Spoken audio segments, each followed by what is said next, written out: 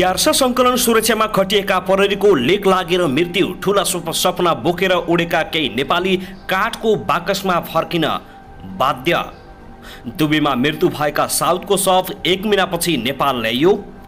आज त्यो कालो दुन जेठ 19 गते नारायणहिटी दरबार हत्याकाण्डको 21 वर्ष पुरा। अहिलेसम्म भने हत्यारा पत्ता लाग्न सकेन। दरबार हत्याराको काण्ड अझै पनि गुपचुप। पूर्व राजा ज्ञानेन्द्र शाहले यसरी सम्झिए आजकै दिन दरबार हत्याकाण्डको वृत्तान्त। विवेक शाह। प्रधानमन्त्री शेरबहादुर देउबा र एमाले अध्यक्ष ओलीको प्रेरणाले थप ऊर्जावान बनाएको छ। मेयर बालेन शाह एकाएक बालेन शाह बालुवाटारमा गए। बालेनलाई देउबाले भने तपाईले चमत्कार गर्नुभयो, मेरो समर्थन छ, काम गर्नुहोस्। नेपाली कांग्रेसलाई ठेगान लगाउने प्रचण्डको चेतावनीपछि रामचन्द्र पौडेलको जवाब, हामी हार बेहोर्न तयार छौं तर कसैको समर्थन चाहिँदैन। कसले सक्छ नेपाली कांग्रेसलाई तह लगाउन? बालेन र हर्कको जेद अपवाद हो, स्वतन्त्रको राज्य चल्दैन, प्रचण्डको भनाइ। तारा एयरपोर्ट ट्विन अटर दुर्घटनामा मृत्यु हुनेहरूको शव एकैपटक बुझाउने तयारीमा। नेपाल विमान दुर्घटना। विमान कहिले बुढो हुन्छ? पुरानो विमान दुर्घटनामा पर्ने सम्भावना कति हुन्छ? यसबारेमा पनि जानकारी। दुर्घटनाग्रस्त विमानको ककपिट भिडियो रेकर्डर आयोगले लियो। जिम्मा जाँच सुरु। अब छिट्टै प्रतिवेदन बुझाउने। काठमाडौँका नवनिर्वाचित मेयर बालेन शाह र हर्क साम्पाङ बारे प्रचण्डले भने, माओवादीको जस्तै कुरा गरेर मेयर जितेका हुन्। प्रचण्ड भन्छन् जनतालाई माओवादी जनप्रतिनिधि अझ बढी खराब छन् भन्ने लाग्छ, तर त्यसो होइन, माओवादीले हो लोकतन्त्र ल्याएको।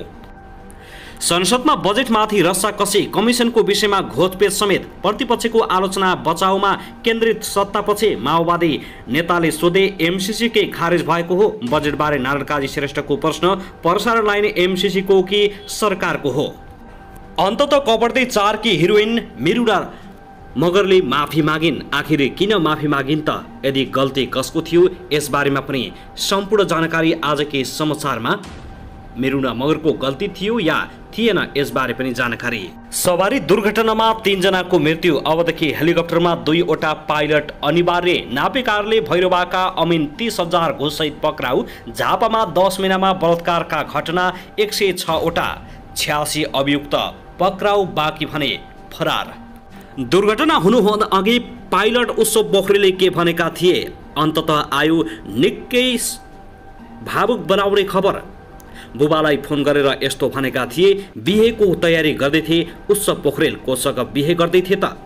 र तारा एयरको विमान दुर्घटना भएको 5 दिन नहुँदै एकाएक बुद्ध एयरमा यस्तो समस्या आएपछि काठमाडौँ अवतरण गराइयो। दुर्घटनाबाट बाल बच्यो। सङ्खुवासभाको चैनपुरमा सुक्खा पहिरोमा पुरेर 2 जनाको ज्यान गयो। कालीगण्डकीबाट अवैध ढुङ्गा बालुवा बोक्ने 3वटा ट्र्याक्टर नियन्त्रणमा। अब हेर्नुहोस् पुरा समाचार।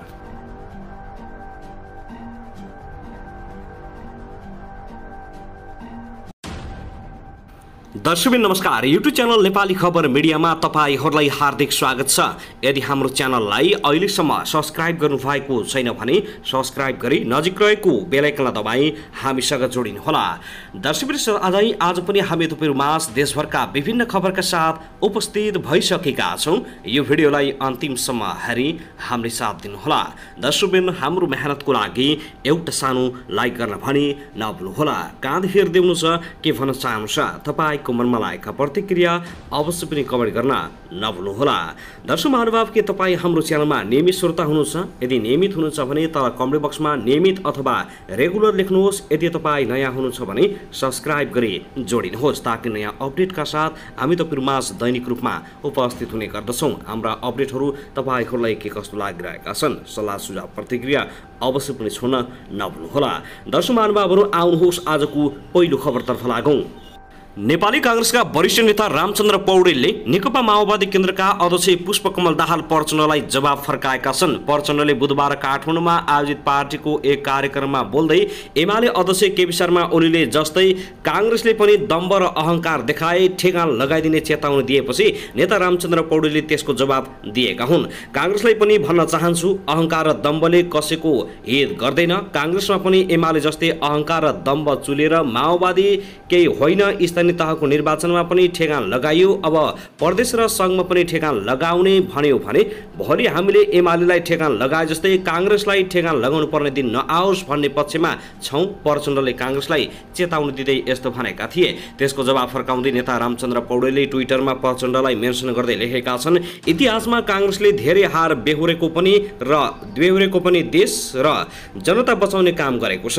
त्यसैले हामी हार बेहोर्न तयार छौँ, तर राष्ट्र, जनता र न्यायको पक्षमा लड्न छाड्ने छैनौँ। उनले इतिहासलाई सम्झँदै काङ्ग्रेसले हार बेहोर्न तयार भए पनि राष्ट्र, जनता र न्यायको पक्षमा लड्न नछाड्ने चेतावनी दिएका छन्।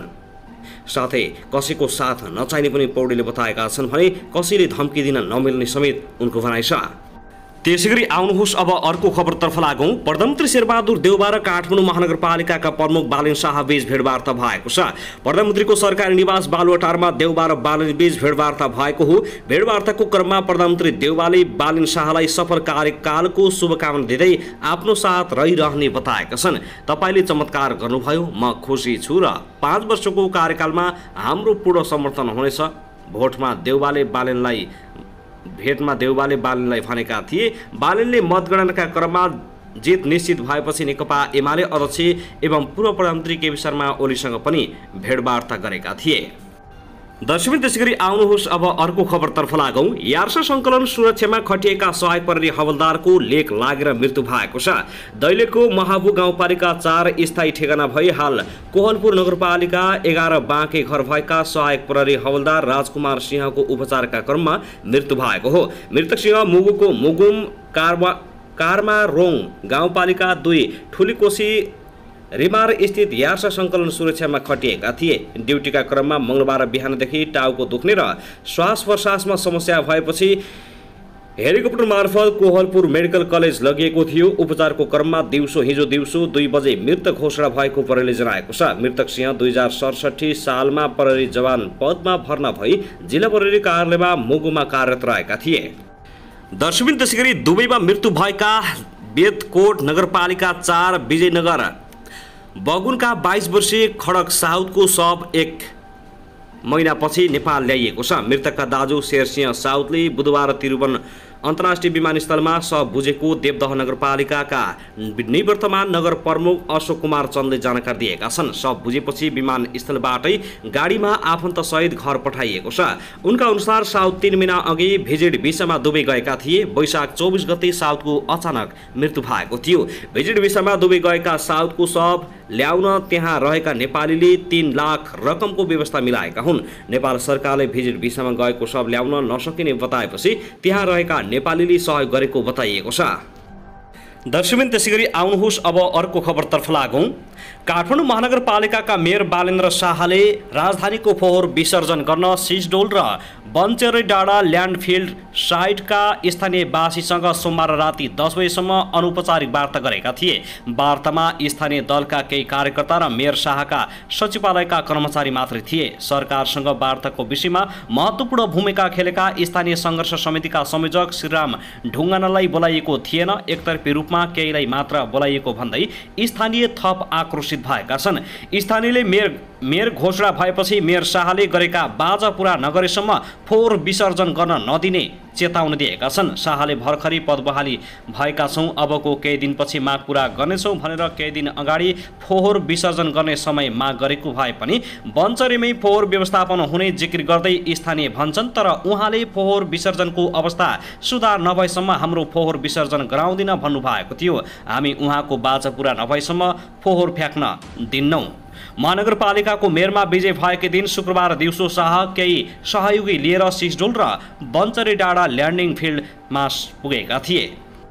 दर्शक त्यसैगरी आउनुहोस् अब अर्को खबरतर्फ लागौँ। त्रिभुवन विमानस्थलबाट भद्रपुरका लागि उडेको बुद्ध एयरको जहाजमा समस्या आएपछि बीचबाटै काठमाडौँ फर्काउन सफल भएको छ। बिहान 10:43 काठमाडौँबाट उडेको विमान 11:06 काठमाडौँ फर्काएर अवतरण गरिएको थियो। विमान उड्ने बेला नै पछाडिको टायरको केही भाग उप्किएको त्रिभुवन विमानस्थलका प्रवक्ता टेकनाथ सिटोलाले जानकारी दिएका छन्। टेकअपकै बेला पछाडिको टायर केही फुटेर उप्किएको रहेछ। सिटवालाले भने आधा घण्टापछि आकाशबाटै काठमाडौँ फर्काइएर अवतरण गरियो। विमानमा रहेका चालक दलका 4 जना सदस्य र 69 यात्रु सबै सकुशल रहेको सिटवालाले जानकारी दिएका छन्। उनका अनुसार अहिले विमानको प्राविधिक जाँच भइरहेको छ। आखिर किन हुँदैछ नेपालमा यस्ता कमजोरीहरू? विमानस्थल पहिले नै परीक्षण गरेर किन उडाउन सकिँदैन? दर्शकबिन त्यसैगरी आउनुहोस् अब अर्को खबरतर्फ लागौँ। जिल्लाको चैनपुर नगरपालिका 1 नुनढाकीमा पहिरोले पुरिएर 2 जनाको मृत्यु भएको छ। बुधबार दिउँसो 11 बजे चैनपुर नुनढाकी सडक निर्माणका क्रममा सुक्खा पहिरो खसेको र पहिरोले पुरिएर 2 जना मजदुरको मृत्यु भएको बताइएको हो। मृत्यु हुनेमा सुनसरीको धरान उपमहानगरपालिका बस्ने 35 वर्षीय रामकुमार राई र उदयपुरको चौदण्डीगढी नगरपालिका 6 का 20 वर्षीय हिमबहादुर मगर रहेको इलाका प्रहरी कार्यालय चैनपुरका प्रहरी निरीक्षक मिलन बस्नेतले जानकारी दिएका छन्। चैनपुर नुनढाकी सडक खण्डमा तारबाजी लगाउने क्रममा 30 मिटर माथिबाट खसेको सुक्खा पहिरोले पुरिएर धरानका राई र उदयपुरका मगरको घटनास्थलमै मृत्यु भएको प्रहरी निरीक्षकले जानकारी दिएका छन्। चैनपुरको सिद्ध पोखरीदेखि नुनढाकीसम्मको 19 किलोमिटर अमर कन्ट्र्याक्ट कम्पनीले सडक निर्माण गरिरहेको छ। घटनाको जानकारी पाए लगतै इलाका प्रहरी कार्यालय चैनपुरका प्रमुख प्रहरी निरीक्षकको टोली घटनास्थल प्रस्थान गरेको थियो। दर्शकबिन त्यसैगरी आउनुहोस् अब अर्को खबरतर्फ लागौँ। नेकपा एमालेका अध्यक्ष केपी शर्मा ओली र काठमाडौँ महानगरका मेयर बालेन्द्र शाह बालेनबीच अन्तिम मत परिणाम नआउँदै भेटवार्ता भएको खुलेको छ। शाहले अन्तिम निर्वाचन परिणाम आउनु अघि नै अध्यक्ष ओलीसँग भेट गरेको तस्बिर एकाएक सार्वजनिक भएपछि आलोचना हुन थालेको छ। निर्वाचन भए लगतै प्रधान सेनापति प्रभुराम शर्मालाई भेट गरेको भन्दै आलोचना भइरहेका बेला उनले अन्तिम मत परिणाम आउनु अघिल्लो दिन नै अध्यक्ष ओलीसँग भेट गरेको खुल्न आएको हो। बालेन्द्र शाह सहित 5 जनाको टिम ओलीलाई भेट्न बालकोट पुगेको अध्यक्ष ओलीका प्रमुख स्वकीय सचिव राजेश बजाजराले जानकारी दिएका छन्। उनीहरूले केही बेर सामूहिक भेटभाट गरेको र त्यसपछि 2 जना बीच 1-to-1 एक्लै भेटभाट भएको बताइएको छ। बालकोट पुग्दा मतगणना बाँकी रहे पनि जित निश्चित भइसकेकाले अध्यक्ष ओलीले शुभकामना दिएका थिए। आफूले मेयरमा जित्ने निश्चित भएपछि दलका नेताहरूमध्ये पहिलो पटक अध्यक्ष ओलीलाई भेट्न बालकोट आएको बालेन्द्र समूहले बताएको छ। काठमाडौँ महानगरलाई कसरी व्यवस्थित बनाउन सकिन्छ भनेर बालेन्द्रले केही सुझाव मागेको पनि बालकोट स्रोतले जानकारी दिएको हो। त्यसैगरी आउनुहोस् अब अर्को खबरतर्फ लागौँ। गोर्खाको पालुङटारमा चितुवा आतंक फैलिएको छ। मंगलबार साँझ करिब 7 बजे पालुङटार नगरपालिका 4 रानीटारमा स्थानीय सहित प्रहरीलाई पटक पटक चितुवाले आक्रमण गरेपछि स्थानीयमा त्रास फैलिएको छ। चितुवाको आक्रमणमा परि एक प्रहरी सहित 3 जना घाइते भएको गोर्खाका डीएसपी लीलाराज लामिछानेले जानकारी दिएका छन्। चितुवाको आक्रमणबाट रानीटारका 44 वर्षका केशरबहादुर नेपाली, 16 वर्षका अभिषेक भण्डारी र प्रहरी सहायक हवलदार सुनिल रायमाझी घाइते भएका छन्।